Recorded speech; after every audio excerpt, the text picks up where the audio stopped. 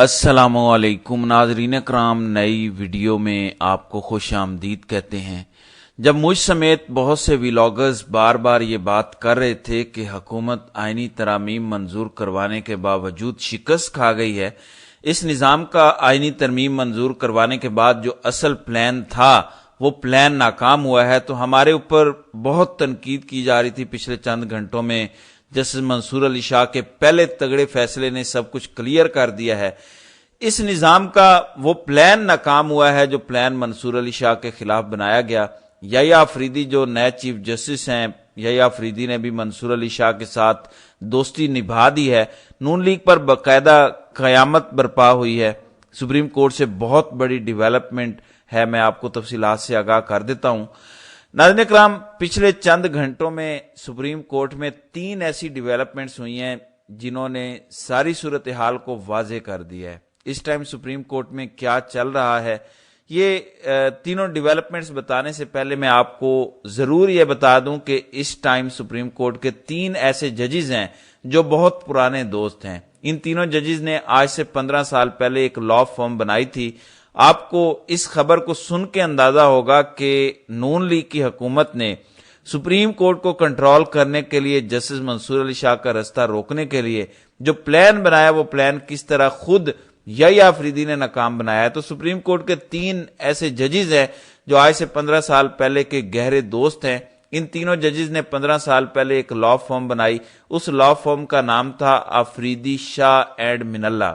یعنی جسٹس یحییٰ آفریدی، جسٹس منصور علی شاہ اور جسٹس اطہر من اللہ۔ 2008 میں ان تینوں نے، جب یہ خود لائرز تھے، انہوں نے نوجوان وکلاء کی تربیت اور گائیڈنس کے لیے ایک لا فرم بنائی۔ دلچسپ بات یہ ہے کہ پاکستان کی عدالتی تاریخ میں جو سب سے بڑی وکلاء مومنٹ جو افتخار چودھری کے لیے وکلاء نے جاری کی، اس وکلاء تحریک میں سب سے زیادہ پازیٹیو کام اسی لا فرم نے کیا تھا،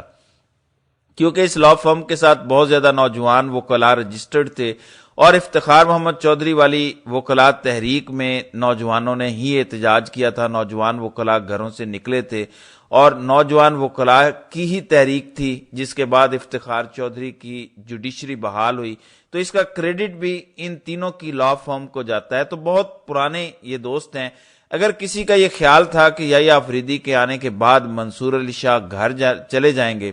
پچھلے چند گھنٹوں میں وہ پورا پلان شہباز حکومت کا اس نظام کا ناکام ہوا ہے۔ دلچسپ بات یہ ہے کہ سپریم کورٹ سے اب تک کی سب سے بڑی ڈیولپمنٹ یہ ہے کہ وہ پلان خود جسٹس یحییٰ آفریدی نے ناکام بنایا ہے۔ دیکھیں، جس رات یعنی پرسوں رات جب یحییٰ آفریدی کے حوالے سے پارلیمنٹ کی خصوصی کمیٹی نے اناؤنس کیا کہ آئندہ 3 سال تک چیف جسٹس یحییٰ آفریدی رہیں گے، تو اس کے بعد نون لیگ کا میڈیا سیل، نون لیگ کے قریبی صحافیوں نے ایک بیانیہ ڈیولپ کیا، ایک خاص ماحول بنانا شروع کیا کہ منصور علی شاہ اور منیب اختر کو ریزائن کر دینا چاہیے، کیونکہ ان کو سپر سیڈ کیا گیا ہے، کیونکہ ان سے جونیئر ججز کو چیف جسٹس لگایا گیا ہے، تو اخلاقاً ان دونوں ججز کو مستعفی ہونا چاہیے۔ بار بار یہ خبریں سوشل میڈیا پر پھیلائی جا رہی تھیں کہ جسٹس منصور اور جسٹس منیب کو گھر چلے جانا چاہیے۔ ہم سب نے پچھلے 48 گھنٹوں میں جو ویلاگز کیے، ہم بار بار یہ کہہ رہے تھے کہ کسی صورت جسٹس منصور علی شاہ اور منیب اختر کو ریزائن نہیں کرنا چاہیے۔ اب سپریم کورٹ میں جسٹس منصور علی شاہ نے پہلا زبردست فیصلہ دیا ہے۔ یہ پورا ایک ٹریپ تھا۔ یحییٰ آفریدی اگر سپریم کورٹ کا چیف جسٹس بننے سے انکار کر دیتے تو حکومت نے جسٹس امین الدین خان کو چیف جسٹس بنانا تھا، کیونکہ حکومت کے پاس بنیادی آپشن ہی یہ تھا کہ سپریم کورٹ کے 3 ججز میں سے ایک جج کا نام پارلیمنٹ کی خصوصی کمیٹی نے نامزد کرنا تھا۔ اب حکومت خود چوتھے نمبر کے جسٹس امین الدین خان کا نام اس کمیٹی میں شامل نہیں کر سکتی تھی۔ حکومت کا یہ خیال تھا کہ یحییٰ آفریدی انکار کر دیں گے تو جسٹس امین الدین خان کو چیف جسٹس آف پاکستان بنا دیا جائے گا۔ اسد طور نے یہ خبر دی کہ یحییٰ آفریدی نے جب چیف جسٹس بننے کا یہ عہدہ قبول کیا تو سپریم کورٹ کے تمام ججز کے کنسنٹ سے یہ عہدہ قبول کیا، یعنی جب وہ سپریم کورٹ میں آئے، انہوں نے تمام تر ججز سے فردن ملاقاتیں کی، خاص طور پر منصور علی شاہ اور اطہر من اللہ سے، جو ان کے 15 سالہ پرانے دوست ہیں۔ منصور علی شاہ اور اطہر من اللہ کے ساتھ مشاورت کے بعد جسٹس یحییٰ آفریدی نے یہ عہدہ قبول کیا۔ اب آپ کو سپریم کورٹ کے آئندہ دنوں کا منظر نامہ کلیئر ہوتا جائے گا۔ دوسری امپورٹنٹ بات یہ ہے کہ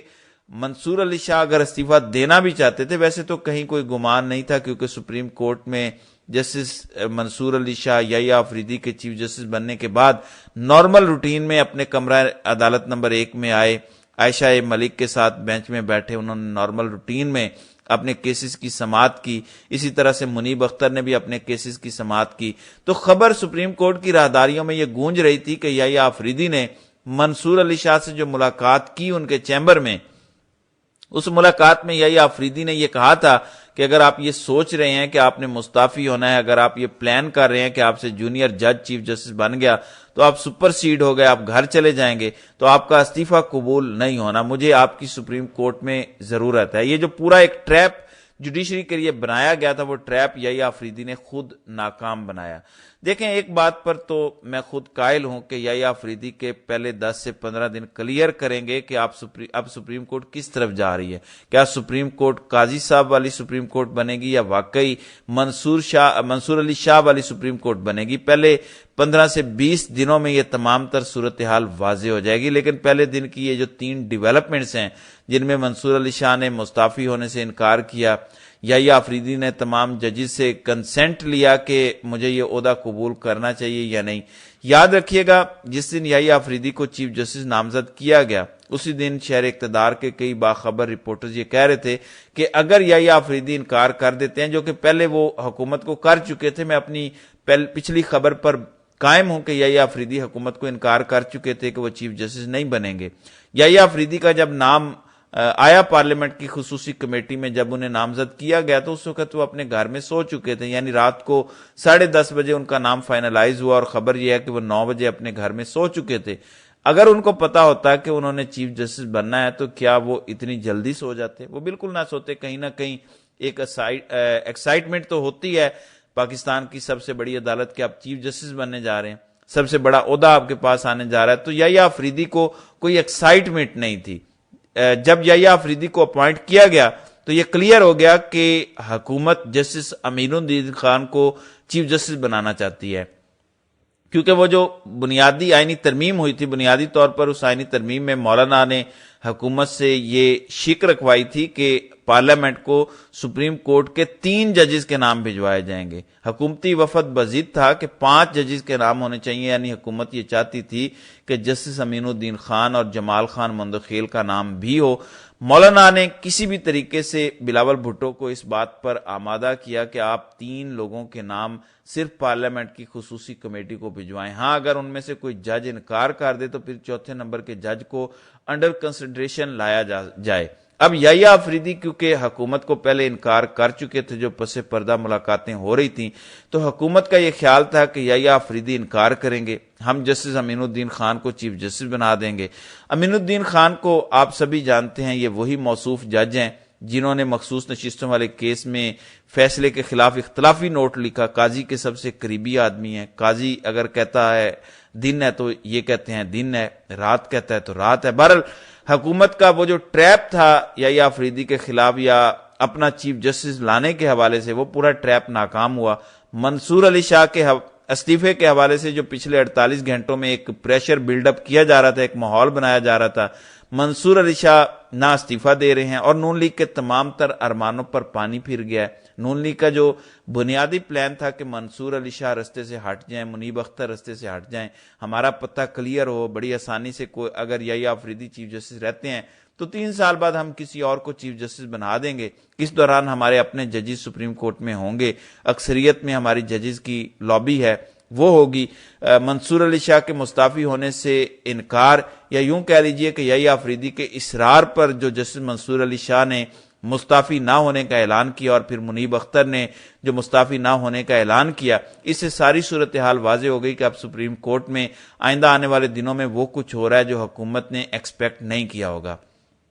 یہ پہلی 2 ڈیسیجن ایسے ہیں جو حکومت کے خلاف گئے ہیں۔ پھر میں بار بار بتا رہا ہوں کہ یحییٰ آفریدی کو ہمیں 10 سے 15 دن ضرور دینے چاہیے، ابھی کوئی رائے ان کے حوالے سے قائم نہیں کرنی چاہیے، کیونکہ ایک رائے ہم نے قاضی کے متعلق بھی قائم کی تھی جب وہ چیف جسٹس نہیں بنے تھے، تو سبھی کہتے تھے کہ قاضی آ کر اینٹی اسٹیبلشمنٹ ہوں گے، حکومت کے خلاف فیصلے کریں گے، یہ کر دیں گے وہ کر دیں گے، لیکن جس دن قاضی چیف جسٹس بنے اس دن کے بعد سے لے کر آج تک قاضی کا دور پاکستان کی عدالتی تاریخ کا سیاہ ترین دور رہا، اور قاضی صاحب نے جس قسم کے فیصلے دیے